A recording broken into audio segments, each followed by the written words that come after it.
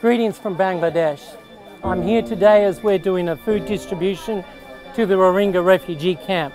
This week we'll be providing food, and I've just been to another camp where we're providing shelter. As I sit here and I look at the needs that exist, and I feel the pride that comes to me as I see the staff at work, it reminds me of the great work that ADRA does.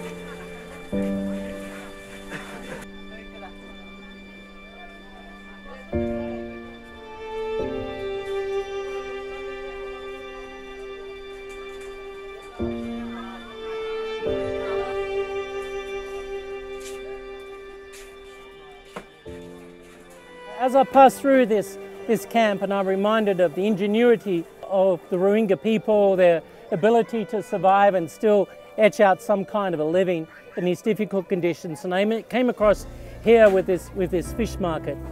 And as I looked at the fish market, it reminded me of the story in the Bible of the 5 loaves and the 2 fishes, where the people were hungry and they came to Christ, and He blessed the food and He multiplied it. We are distributing food to 19,000 families. That's around about 100,000 people. But all up, there's 800,000 people in these refugee camps.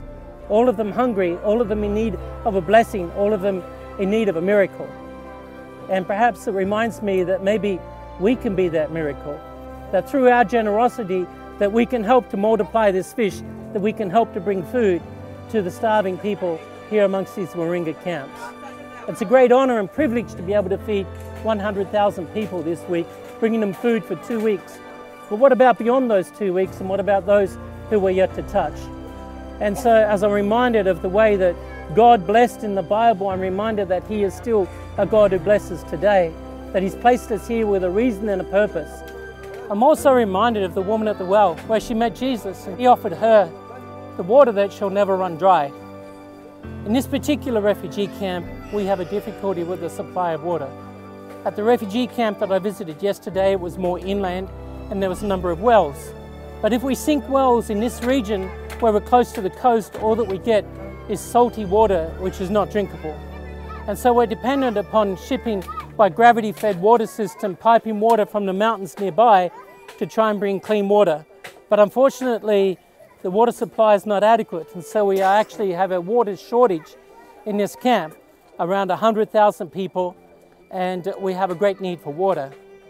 And so just as we need to provide people with the water from the well that shall never run dry, we also need water here, because water is life.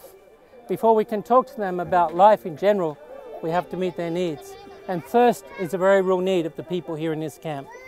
And so I just ask you to be generous in your support for ADRA in this work as we try and help these people who have suffered much, trauma as they've been driven from their homes, where they had comfort, where they had businesses, driven with automatic weapons fired at them, losing family members as they fled, and now they come here to a situation of dire need.